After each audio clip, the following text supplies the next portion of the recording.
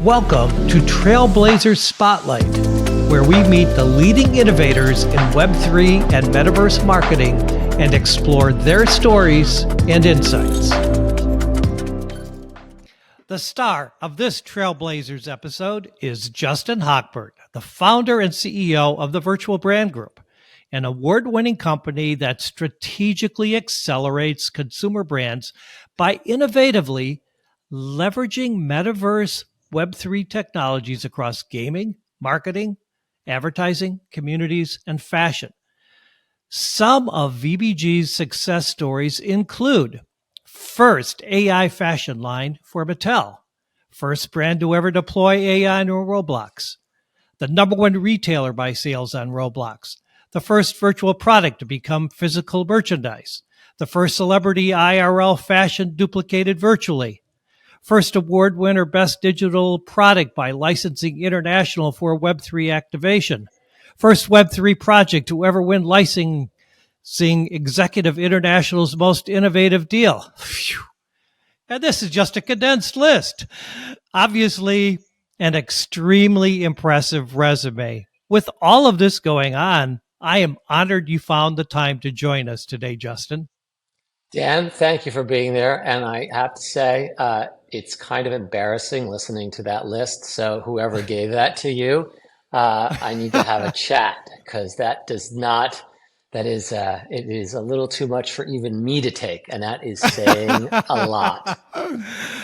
And I had to condense it. It was like this. And it was like, okay, I should at least get the highlights, right? So, yes. So anyway, I know you're busy, so let's dive right in. So obviously I gave a brief, intro into VBG, but from your words, what is VBG, Virtual Brand Group, and what is its positioning in the overall metaverse space? That's a great intro question, Dan. I think there's two threads I'd like to weave together so that anybody, regardless of whether you're an expert in the industry or you're just curious, can take away. First of all, on a very practical basis, every time there's a technology shift, brands tend to be somewhat slow to adopt to it for a variety of very simple reasons. A lot of it's inertia, budget, complexity, unsure whether the new thing is worth investing valuable resources. Totally get that. We act as a bridge between brands of all sorts, consumer packaged goods, sports, entertainment, fashion, music, etc., and this new marketing, sales, and consumer channel. You call it the metaverse, you can call it Web3, it's irrelevant. There's something new, there's brands. This is really valuable for them. We're experts over here. You're experts over here. We want to bring them together. Or, as they used to say when I was a child on the ad for Reese's Peanut Butter Cup, there's the chocolate, there's the peanut butter. Let's get them together and make a Reese's. That's what we do, right? We are world-class experts at understanding the mechanisms, the distribution, the products, the platforms of Web3, Metaverse, games like Roblox, Fortnite, loyalty rewards, etc. And we advise and execute with brands. That's the practical of what we do. The higher order thought here, or our thesis is, if you think about any brand, the first rule, I think, is that you need to be wherever your consumer is. And if you don't, your competitor will be. And that's not specific to the metaverse. That's specific to every single time that you want to interact with the consumer. And if there are many instances where brands didn't do that, so that's why we have Netflix and Blockbuster is a faded memory, right? So if you start with that premise, as a CMO or CEO or any C-suite leader, you may or may not understand what the metaverse is, just like you may or may not have understood 10 years ago what social media is or 25 years ago what the internet is.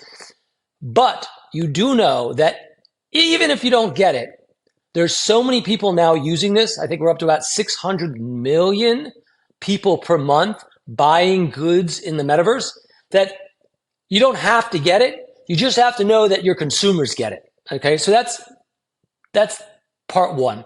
The second part led us to the following thesis, which was, for the last 15 years, a lot of people have talked about consumers being digital natives.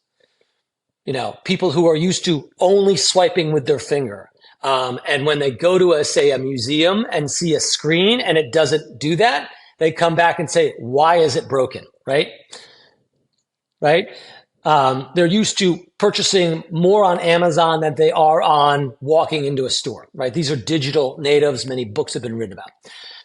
We see right now a transition from digital natives who are used to legacy social media platforms, Facebook, Snapchat, Instagram, TikTok, to what we call at the Virtual Brand Group, spatial natives. These are people growing up in the world of Roblox, Fortnite, user-generated content that you can customize, buy, trade, and sell, and live in a three-dimensional world where you don't play games, but you socialize, you make friends, you create a community. And that is the world that now exists, which has massive behavioral implications for how you market and create products. And so that's the thesis we put in front of all of our partners, is there's a new behavior pattern, it's three-dimensional, and you need to adapt. No, very, very, very, very well put. And I love your Netflix blockbuster example. I use that all the time. It's like one company got it and the other one just didn't, right? So and I had made a pretty big list before we started our interview. So with the many activations that you and Virtual Brand Group have already been involved in, is there a specific campaign that has had, let's say, a larger than life impact, and why? That's a great question, because I think what tends to be with any new technology is it's unclear, besides wanting to do it, what it gets you. What is the ROI? And I think now more than ever, we're not in the most robust of times. Everybody wants to stretch dollars further. So let me give you two specific examples that have had oversized impact on a brand in an incredibly short period of time. So one of the areas that we specialize in are things that drive pop culture. And pop culture has traditionally been driven by entertainment and fashion. And entertainment can include film, TV, music, gaming, etc. And then fashion is fashion, right? Those are sort of what is at the tip of that spear. So the first one I want to talk about is fashion and retail. Forever 21 has been a partner for us. In fact, it was our first ever partner, and we're coming up on 2 years working together, which has been miraculous. So here's the case study that I think speaks volumes to what you can achieve at a super high ROI. When we first engaged with Forever 21, it had no virtual presence and no virtual strategy. We became the exclusive purveyor of that strategy and go-to-market execution.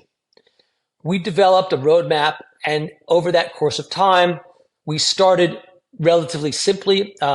It seems obvious now, but we were the third brand ever to be on Roblox. Now, today, there's 250 brands on Roblox, and it seems like it's becoming more and more mainstream. At the time, 2.5 years ago, people were like, I don't get it. I don't know why I would do it. So like everything, it seems obvious in retrospect. We launched on Roblox. We built a virtual fashion collection. We launched a game. We launched a variety of different marketing executions, like integrating Roblox merchandise with their e-commerce site so that you could buy both items simultaneously. And the list goes on and on. At the end of 12 months, i.e. last December, this is the result of all of that hard work by Roblox and their CMO, Jacob Hawkins, who is amazing, and the team, Winnie Park, who's the CEO. A list came out ranking the top metaverse brands for the following year. On it were, not surprisingly, Balenciaga, Prada, Gucci, Polo, also brands like Nike and Adidas, who have leaned heavily into this space. The other one was Forever 21. Now, I pause here for a second. Everybody likes to be on a list, but as they say, it's the company you keep. I would venture to say that no matter how much money you and I had, it would be very challenging to position Forever 21 in the physical retail world, either as a ultra luxury brand like Prada, Gucci, Balenciaga, or on the mass marketing, high performance end like Nike and Adidas in the physical world. Yet, in a brand new market, we were able to use its challenger brand status, be very clever with our marketing, our earned media, our activations, and put them in that same conversation. So if you're looking at a brand story, you're talking about a massive impact on that brand, both on a B2B and B2C perception. So that's case study number one that I think speaks to what the potential is and the speed to impact we can have partnering with a brand. That's incredible. That's incredible. Did you say you had two, or? I did. So, but I want to create the space in case you have any questions on that, so that you can jump in and offer your insights. No. I guess my thinking is I'd love to get the case study on this and just dive in. So I think after the conversation, I may chat with you about it. But that's it's awesome in terms of so many brands, I think they get into these and they don't think they can get an ROI positive campaign. So the fact that you were able to achieve that, incredible. Kudos to you for that. Thank you. So the other one is really exciting as well. So obviously one of the biggest pop culture moments of 2023 was Barbie. And Barbie was multifaceted, whether it was beyond the movie, right? There was music, there was the movie, there was retail, there was games, etc. Mattel chose the Virtual Brand Group to partner with to create a line of virtual merchandise for Barbie that we exclusively launched on Roblox. Okay. This program was very effective because of the following. First of all, we created the first ever Barbie AI designed line, physical or virtual, using AI.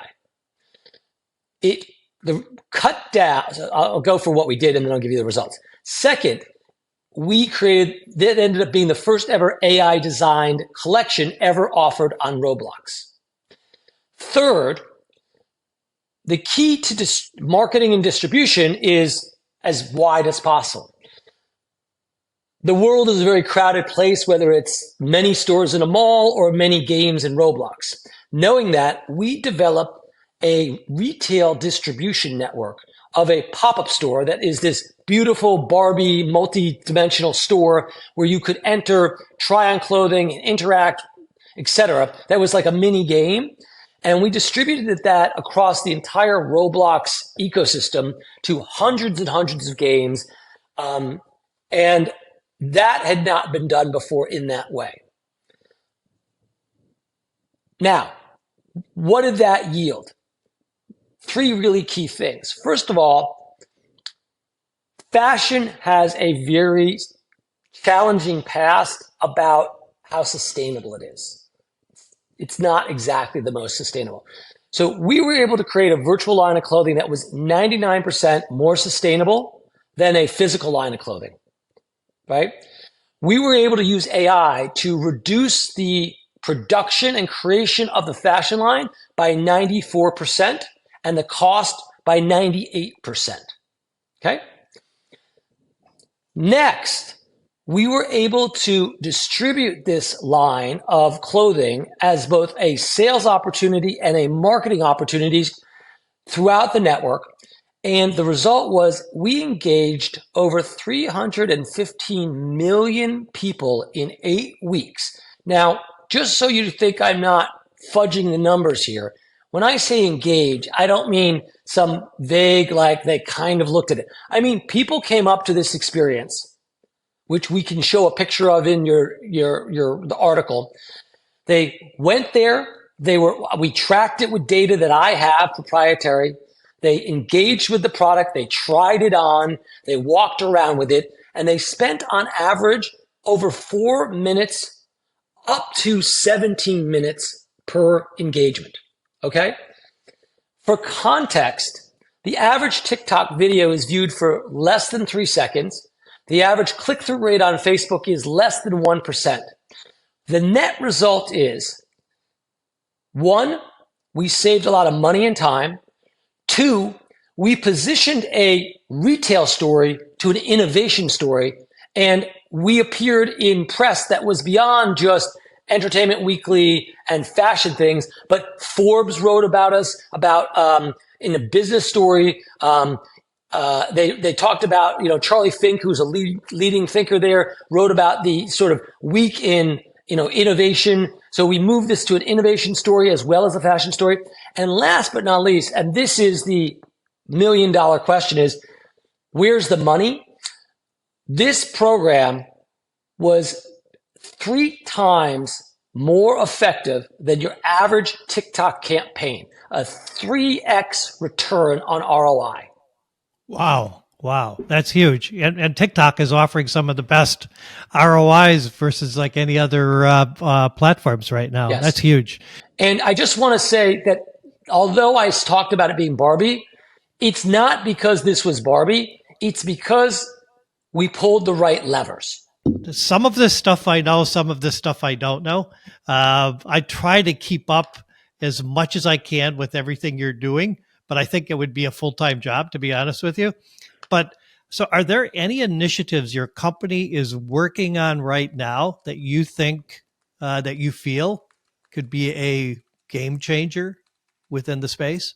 That's a great idea, and I'd be silly not to say absolutely, and let me tell you about it, right, Daniel? All right, this is what I'm hoping, but give us the alpha. Right. So, look, one of the things that we believe in is that, like with the Forever 21 example, where we sort of took a physical brand and made it virtual, we also believe that there's an opportunity to take a brand that's known for X and reposition it to be known for A, B, and C. So one of the things that we do is work with The Voice TV show, which most people know from its success over the last 15 years on NBC, with rock stars like Gwen Stefani or John Legend or Blake Shelton or Kelly Clarkson or Niall Horan, who's on this season's.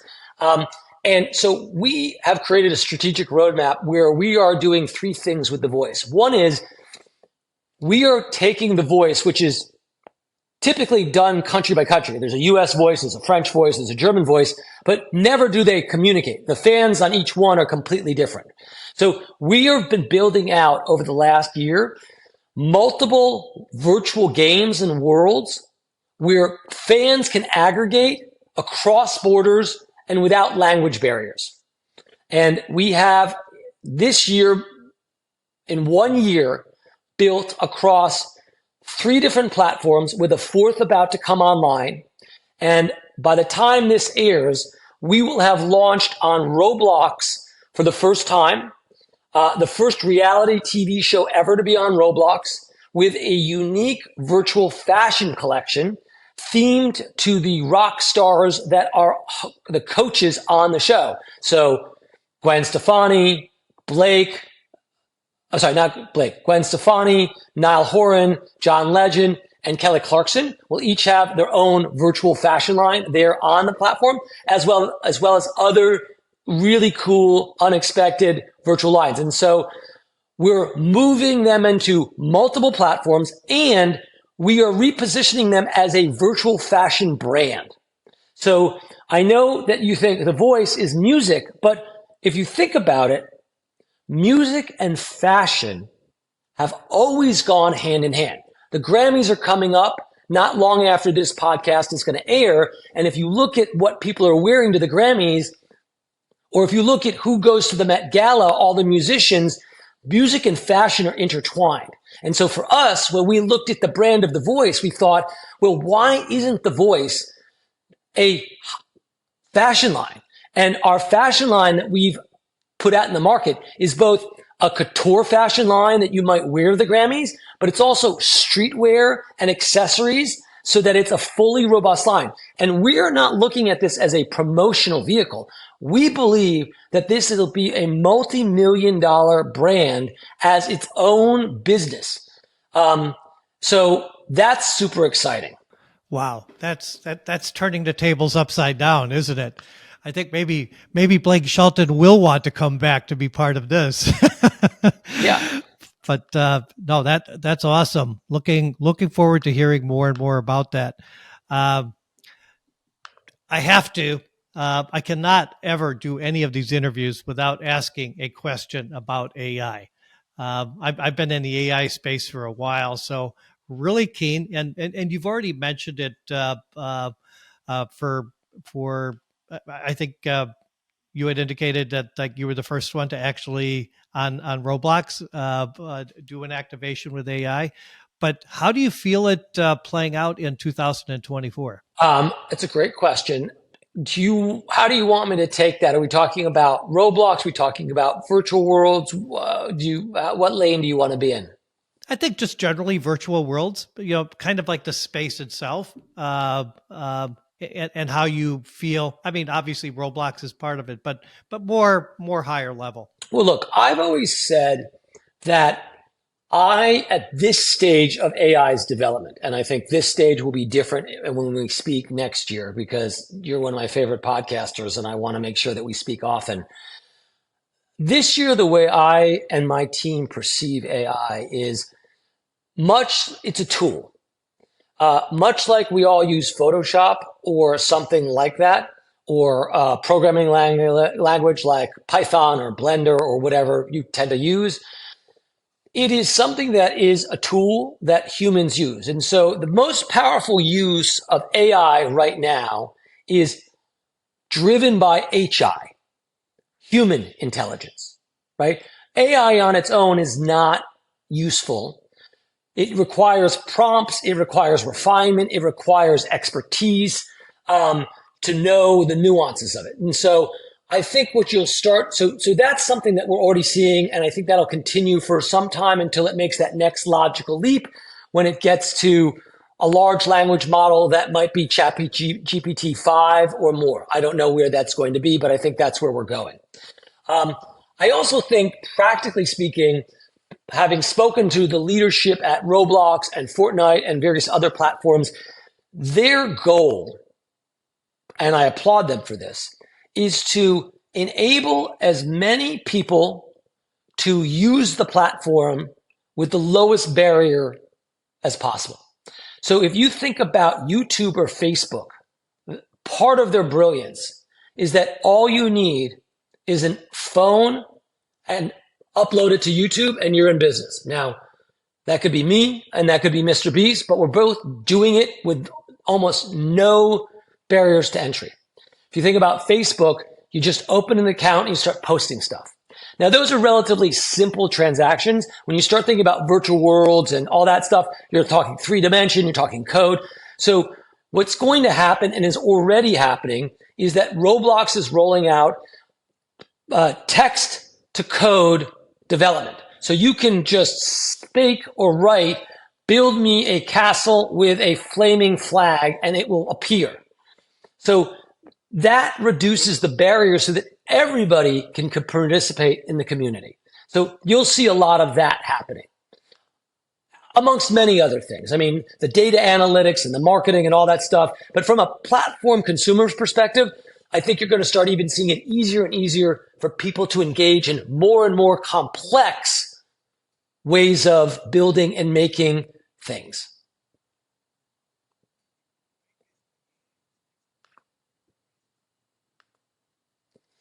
Yeah. Now, can I share one more thing?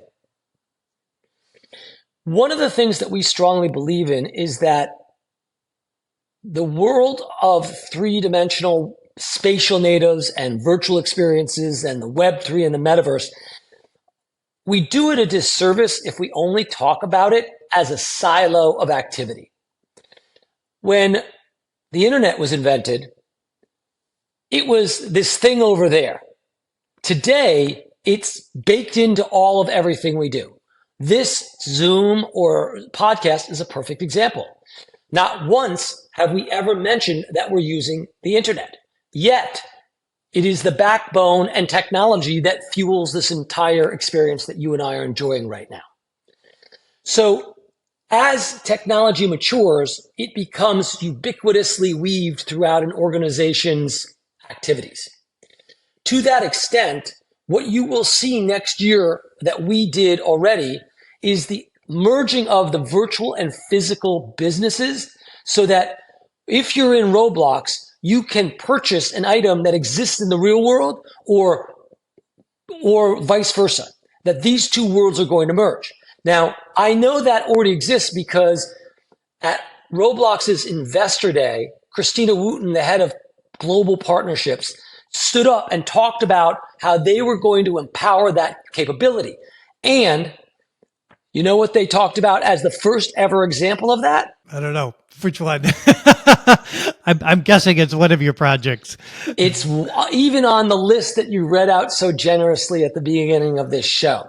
So we created an item in Roblox, a black beanie that said forever. We then monitored it, tweaked it, and then built it and sold it as a real item that was sold nationally in stores.